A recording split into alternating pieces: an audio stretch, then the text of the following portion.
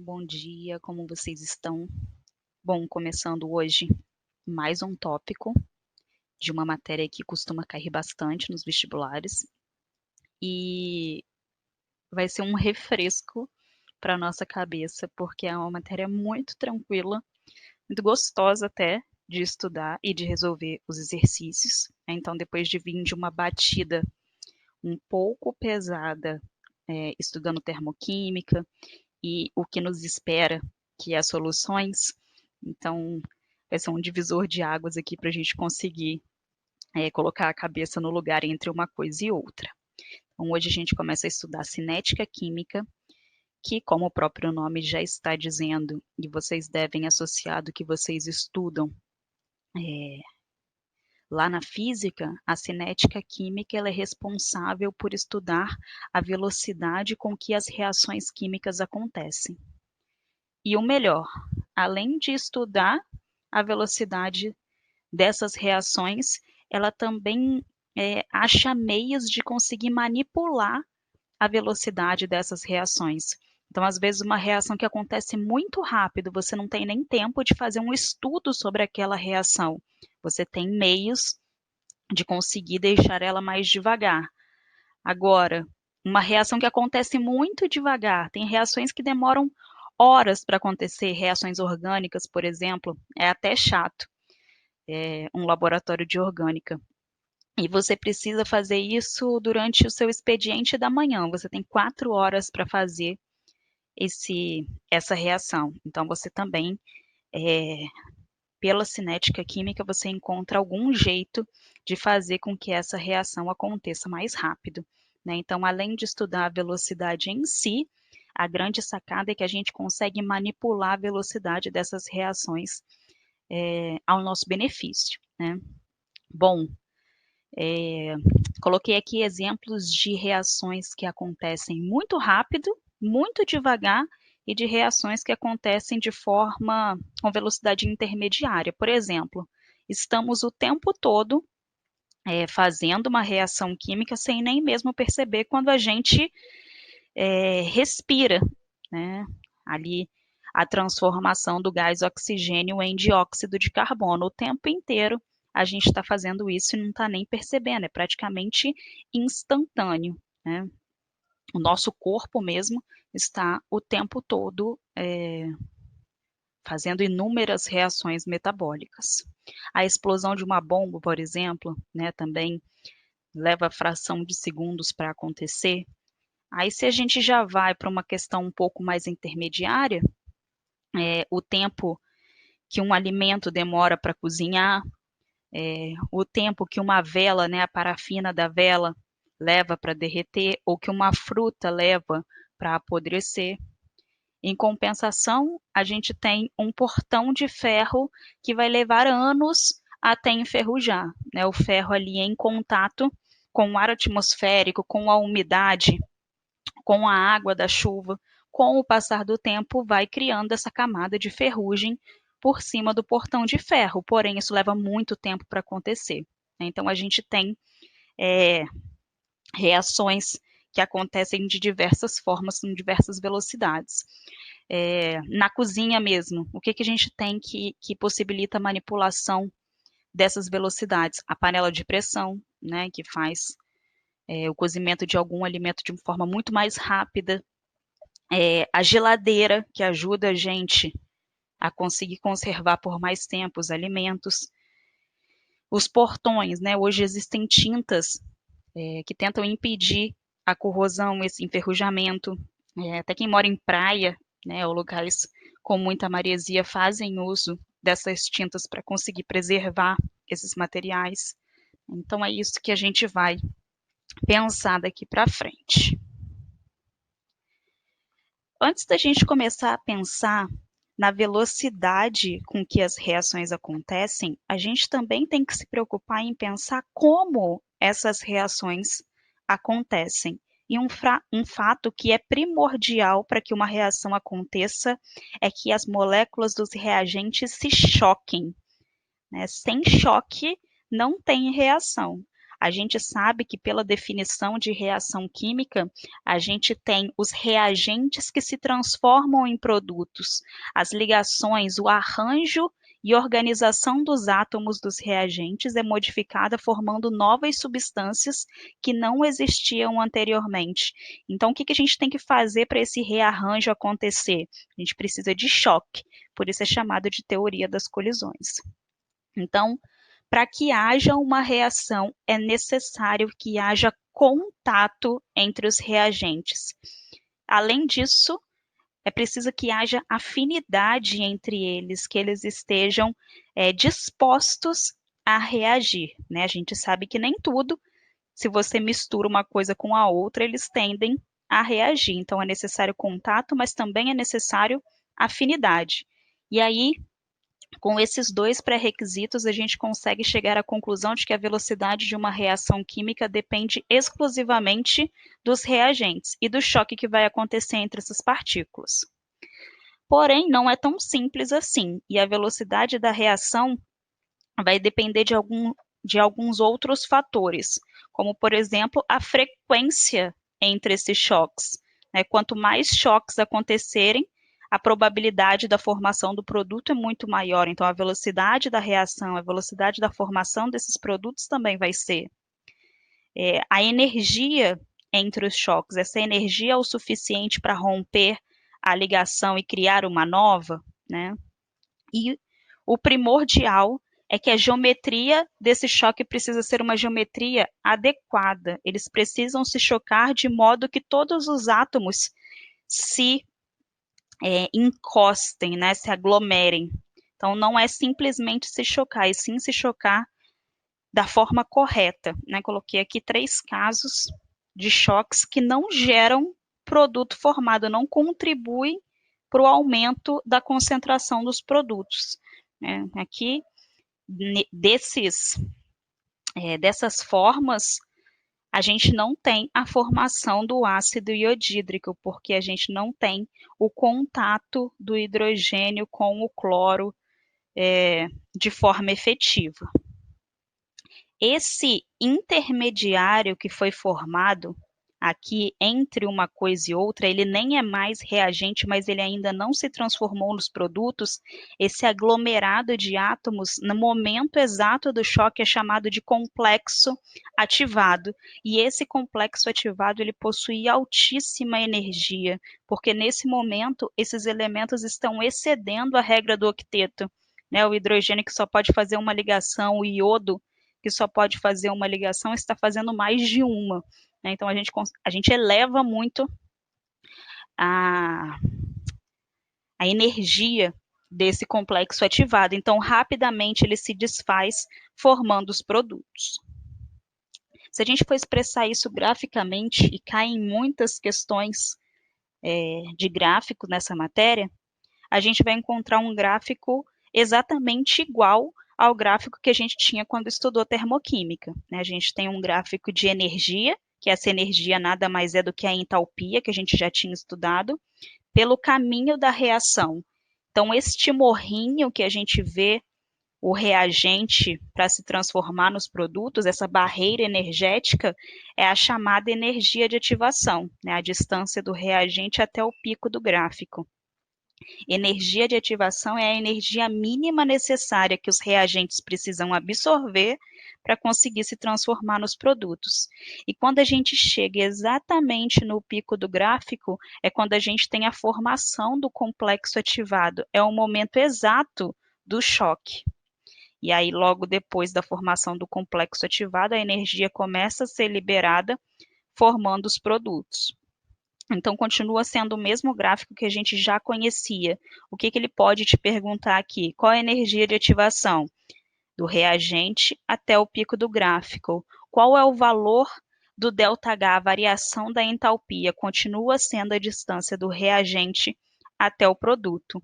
Nesse caso, a gente tem o ΔH de -6 quilocal por mol, indicando que essa reação é do tipo exotérmica, porque o patamar do produto termina abaixo do patamar do reagente. Ou seja, o reagente absorveu uma determinada quantidade de energia para conseguir virar os produtos. Depois essa energia vai caindo até que a gente devolve toda essa energia e mais um pouco, né? Então eu termino com menos energia do que eu comecei. Significa então que é uma reação do tipo exotérmica. Como a gente já tinha dito, a gente consegue manipular a velocidade dessas reações.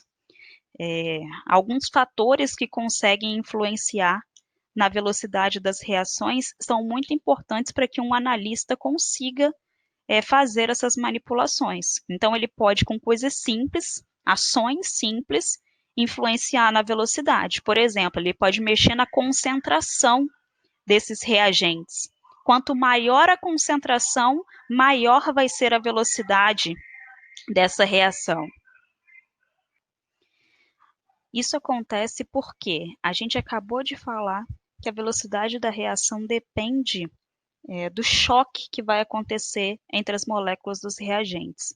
Então, faz sentido pensar que quanto mais partículas disponíveis para reagir, maior vai ser a probabilidade de choques efetivos entre as moléculas dos reagentes.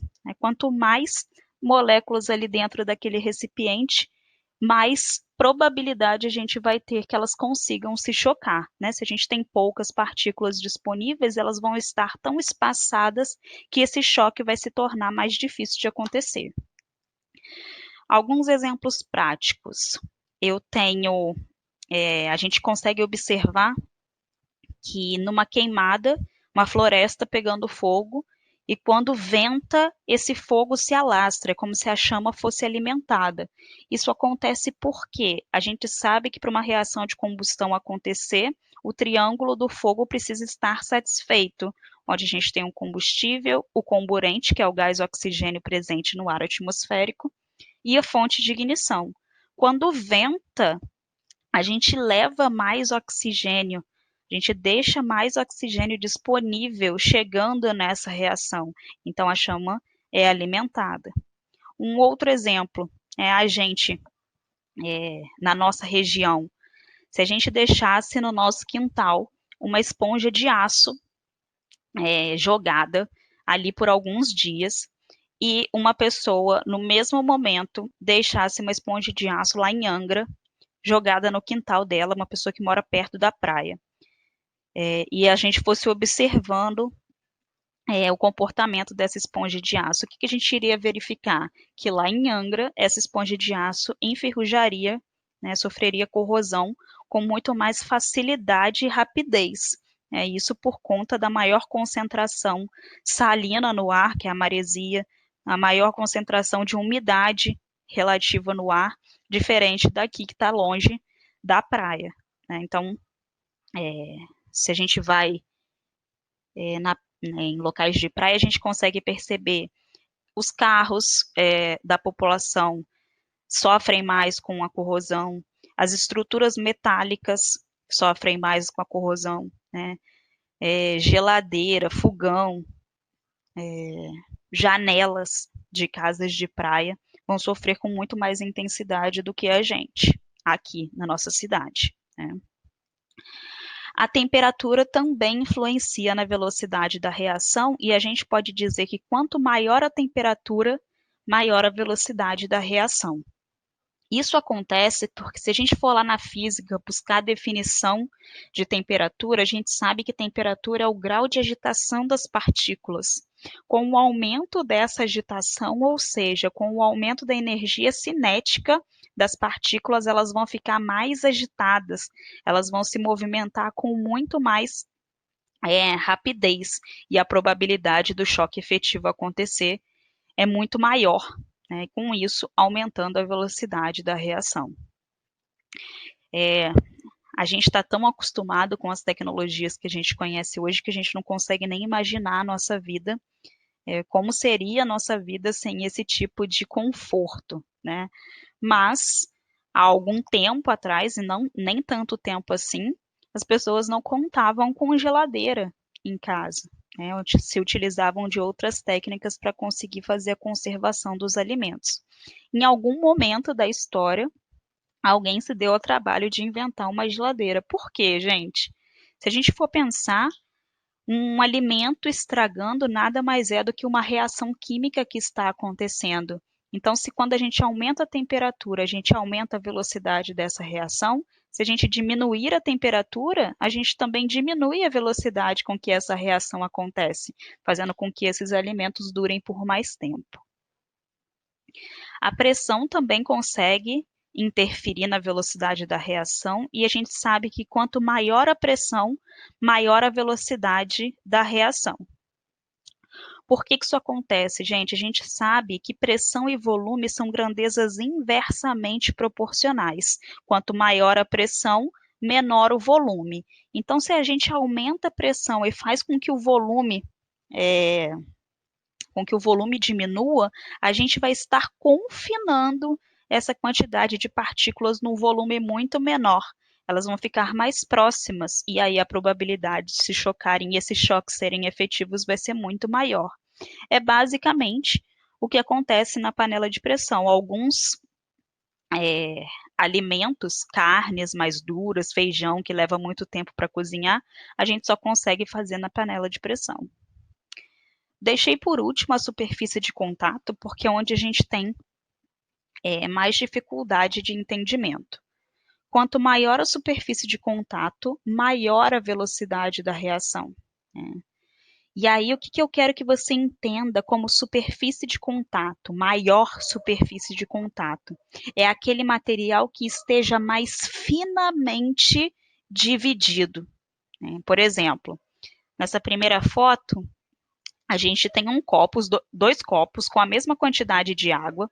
No primeiro, a gente vai jogar o sal de fruta triturado, né? Como se fosse heno. E no outro, a gente vai jogar uma pastilha inteira, como se fosse sonrisal. Quando ele está mais finamente dividido, ou seja, quando ele está com uma maior superfície de contato, a velocidade da reação vai ser muito maior. Então, a gente vai ver muito mais bolhas em menos tempo naquele que está pulverizado, naquele que está em formato de pó. Isso acontece porque a gente tem mais disponibilidade das moléculas para reagirem. É como se na pastilha as moléculas que estão na superfície reagem primeiro e aí cria-se uma nova superfície. É como se a gente fosse conseguindo escavar, entrar dentro dessa pastilha, né? E no pó, todas as partículas já estão ali livres para conseguir fazer essa reação. Quando a gente vai acender uma lareira, a gente começa colocando gravetos, lascas de madeira menor para a gente conseguir fazer com que esse fogo se alimente. Depois vai colocando as toras de madeira com mais maiores, né? E por que que isso acontece?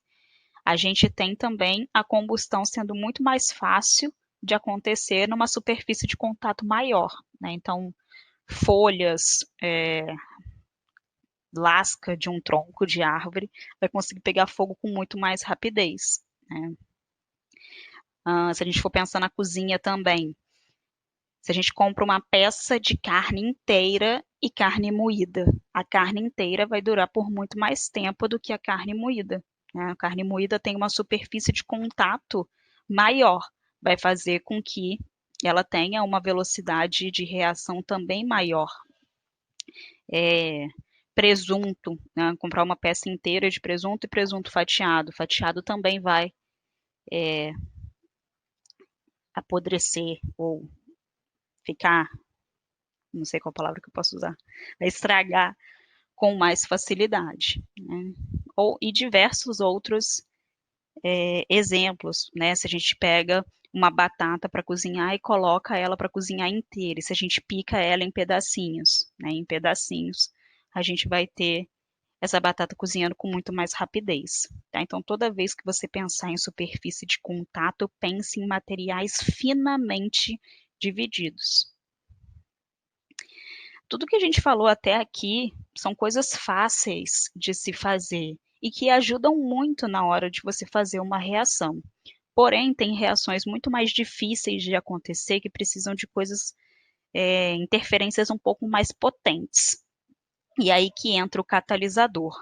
O catalisador é uma substância que faz com que a velocidade da reação seja maior, é como se ele acelerasse a reação. O catalisador consegue fazer isso porque ele diminui a energia de ativação. Como a gente já tinha dito, a energia de ativação é a distância do reagente até o pico do gráfico. É a barreira energética que o reagente tem que vencer para conseguir se transformar nos produtos. Como que o catalisador vai agir para ajudar essa reação a acontecer? Ele vai causar uma diminuição na energia de ativação. É como se ele criasse um atalho, né, um caminho mais rápido para essa reação acontecer. Uma coisa muito importante de falar é que o catalisador não altera o valor do ΔH, né? O ΔH continua tendo o mesmo valor com ou sem catalisador. O catalisador só vai interferir na energia de ativação. O catalisador ele pode participar das etapas da reação, porém no final ele é regenerado, ou seja, uma técnica perfeita, né? Porque você ainda consegue reutilizar aquele catalisador por diversas vezes. Quando você escreve uma reação que está sendo catalisada, o catalisador deve ser indicado em cima da seta. Então, quando eu olho essa reação e vejo que o ferro está sendo escrito em cima da seta, eu sei que essa reação está sendo catalisada pelo ferro. Um dos exemplos mais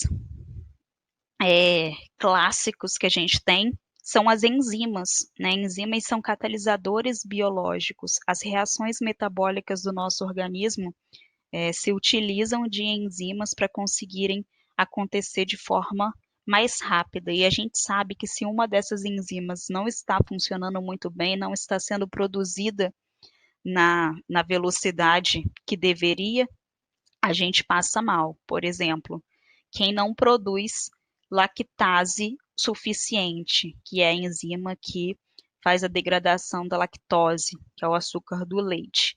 A pessoa se torna intolerante à lactose, né? Enfim, então o nosso corpo ele só funciona tão bem assim porque ele faz uso desses catalisadores biológicos. Um outro exemplo é quando a gente lava um machucado com água oxigenada. Quem já fez isso vai lembrar que ele dá uma efervescida, né? Cria-se assim várias bolinhas e isso acontece porque o ferro que tem no nosso sangue, na nossa hemoglobina, ele serve como um catalisador para a decomposição da água oxigenada. Então, se eu pego a minha mão que não está machucada e coloco água oxigenada sobre ela, não vai acontecer nada.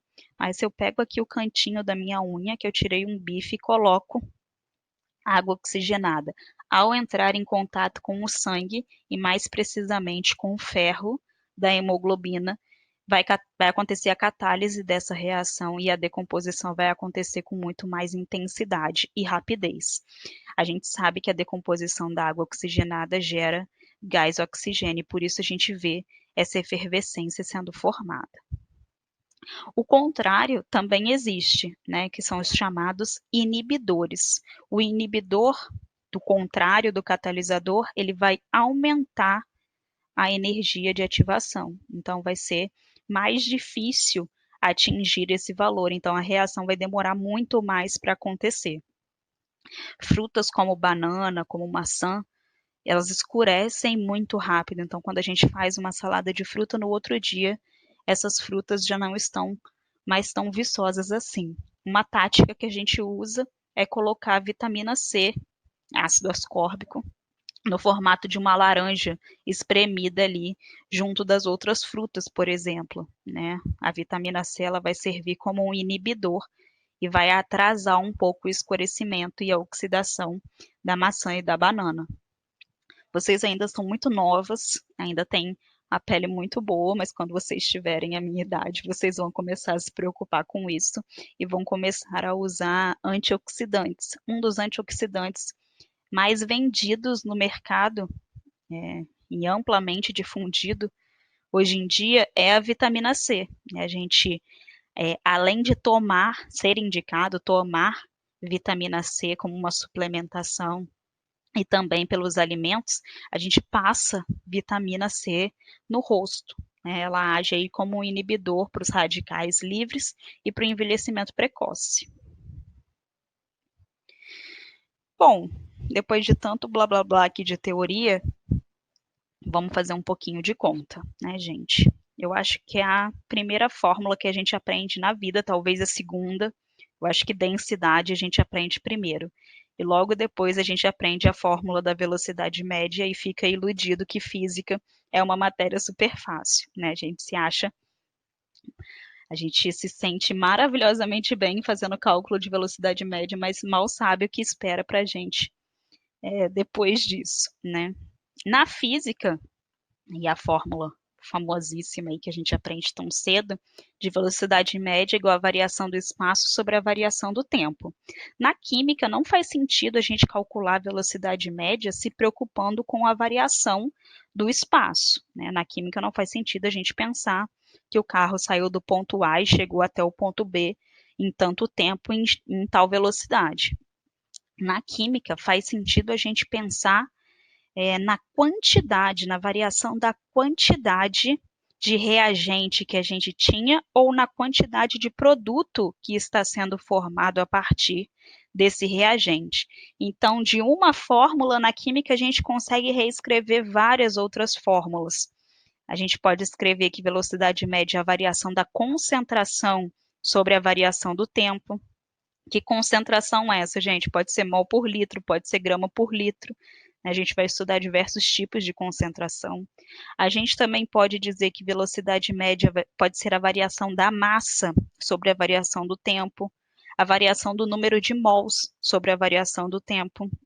Então, a gente percebe que a gente não tem uma fórmula única, né? A gente pode calcular isso de diversas formas, com volume, né? Variação do volume sobre a variação do tempo, enfim, tem diversas combinações.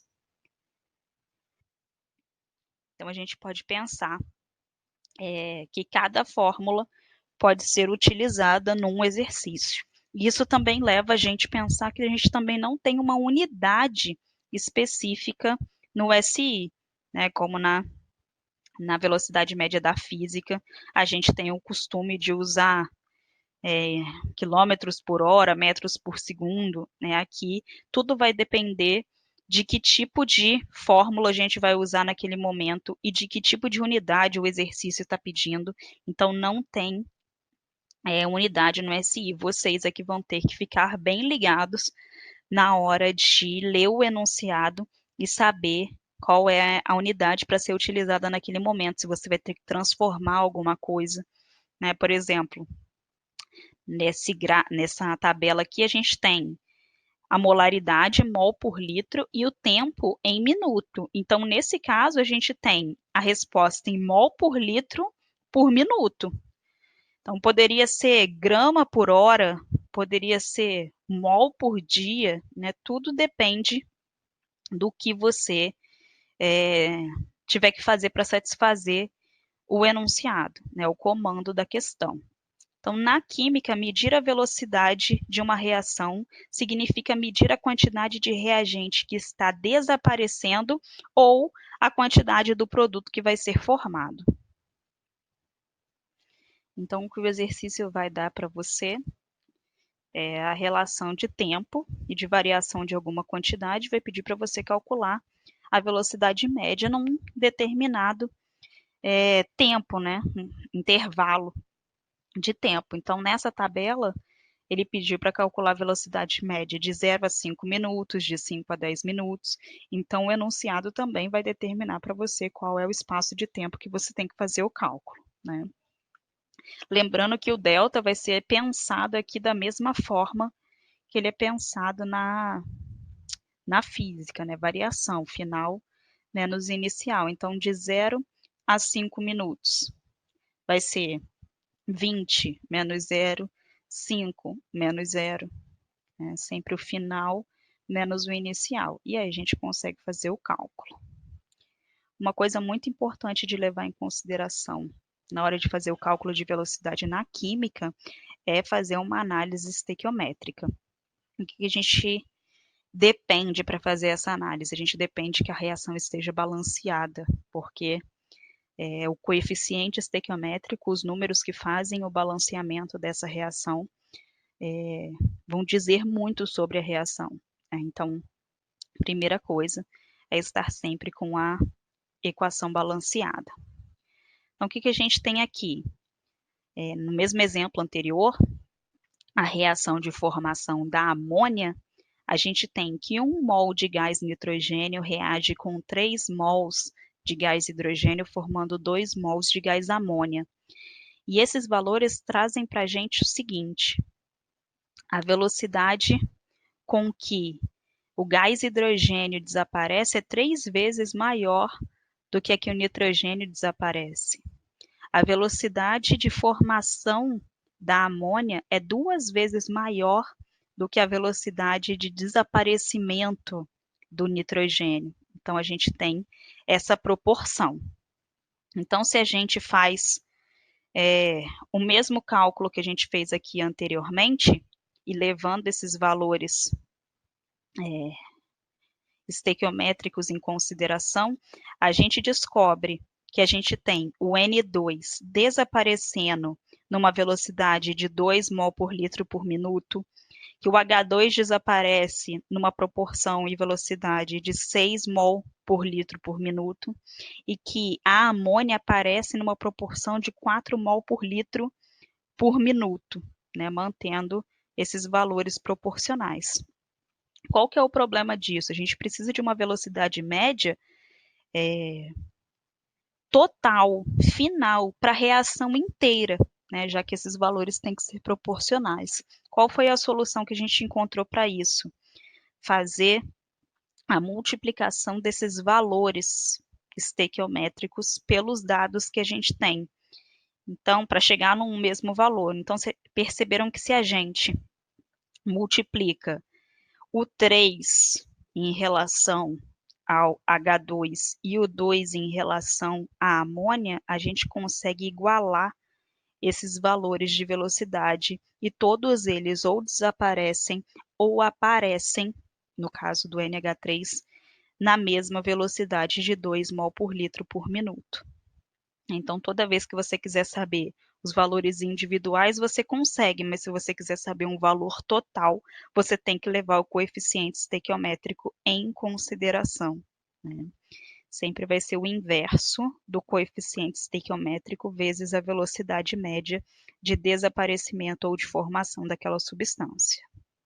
Então, é como se a gente tivesse pegado e montado uma grande equação de velocidade média total dessa reação, vai ser o inverso dos coeficientes estequiométricos vezes a velocidade média daquele composto.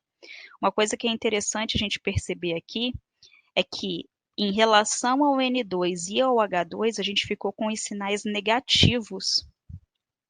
Isso acontece porque esse sinal negativo tem um significado químico de desaparecimento, né? A gente sabe que na física também não faz cálculo de velocidade negativa, mas que tem um significado para um valor negativo. E aqui esse significado é que os reagentes estão desaparecendo para a formação dos produtos. Então, toda vez que eu quiser calcular a velocidade média de um reagente, eu vou acabar enxergando esse valor negativo. Para retirar o valor negativo, é sempre no final necessário você usar um módulo, né, para esse valor ficar positivo no final. Tá? Então, tem um significado químico, porém, numericamente, esse valor precisa ser tirado por um módulo. E aí, o único produto que está sendo formado é a amônia, então, para ele, a gente tem esse valor positivo. Tá? Então, a gente tem menos a velocidade média do nitrogênio é igual a menos 1/3 da velocidade média do hidrogênio, que é igual a meio positivo da velocidade média da amônia. Uma coisa que vai aparecer para vocês também são questões de gráfico, né? Se a gente tem um gráfico com uma curva crescente e uma decrescente, a crescente em relação aos produtos. No tempo zero, eu não tinha nada de produto, mas com o passar do tempo, eu tenho. Já a curva decrescente representa os reagentes, porque no tempo zero eu tenho a concentração máxima desses reagentes e depois essa quantidade, com o passar do tempo, vai caindo. Coloquei aqui alguns exemplos para a gente resolver. Num dado meio ocorre a reação. O pentóxido de dinitrogênio formando o tetraóxido de dinitrogênio mais meio de gás oxigênio. Observou-se a seguinte variação na concentração de N2O5 em função do tempo. Então, aqui a gente tem uma tabela da concentração do N2O5 em mol por litro e o tempo em segundos. E aí ele quer que a gente calcule a velocidade média da reação no intervalo de 3 a 5 minutos. Então, a primeira coisa que a gente tem que fazer é pensar que velocidade média, então, vai ser igual à variação da concentração mol por litro em relação ao N2O5 sobre a variação do tempo. E aqui a gente tem o sinal negativo porque está indicando que N2O5 é um reagente, então a sua concentração está diminuindo com o passar do tempo, ele está sendo consumido. E a gente tem aqui que 5 minutos é a mesma coisa que 300 segundos e que 3 minutos é a mesma coisa que 180 segundos. Então, esses dois aqui são os nossos dados de interesse, os outros não serão levados em consideração. Então, a variação da concentração vai ser 0,180 menos 0,200, que vai ser o numerador da nossa conta.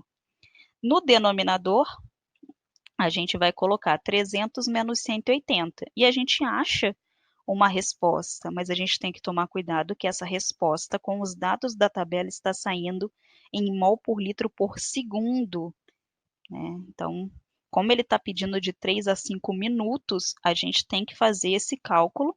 O numerador se mantém um mesmo, mas o denominador precisa estar em minutos. Então, vai ficar 5 menos 3. Okay? Então, toma cuidado com as unidades que o exercício está te solicitando.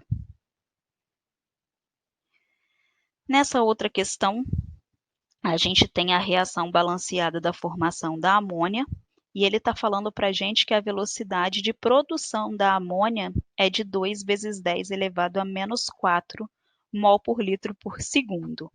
E aí ele pergunta em termos do consumo de N2. Então, ele está dando para a gente dados sobre a amônia e está pedindo sobre o gás nitrogênio. Então, a gente sabe que a gente consegue estabelecer uma relação entre reagentes e produtos fazendo uma análise estequiométrica que depende do coeficiente estequiométrico, depende do balanceamento da questão, né? Então, aqui a gente tem 1 mol de N2 reagindo com 3 mols de H2, formando 2 mols de amônia. Montando, então, a nossa expressão e igualdade de velocidade média que leva em consideração esses fatores estequiométricos, a gente tem a mesma equação que já foi discutida anteriormente, né? O inverso do coeficiente estequiométrico multiplicando a velocidade média de cada um dos compostos envolvidos. Em relação a N2 e H2, eu tenho sinal negativo por conta deles serem reagentes, e em relação à amônia eu tenho sinal positivo por ele ser um produto que está sendo formado. A gente não vai usar a relação de H2 porque a gente tem dados sobre a amônia e a gente quer saber dados sobre o N2. Então, isso aqui está de interesse para a gente. Então, a gente tira aquilo que não nos interessa e deixa aquilo que interessa para fazer a conversão. Então, a gente chega que a velocidade de N2 vai ser igual à velocidade de NH3, de amônia, só que multiplicada por meio por conta do coeficiente estequiométrico. Então, a gente monta de uma forma um pouco mais simples, velocidade de N2 é igual a metade da velocidade de NH3. Substituindo, então, os valores que a gente tem do enunciado, que foi dado para a gente, velocidade da amônia, a gente descobre a velocidade de N2, sendo 1 vezes 10 elevado a menos 4, resposta letra A. Um último exemplo mostra para a gente a combustão do butano.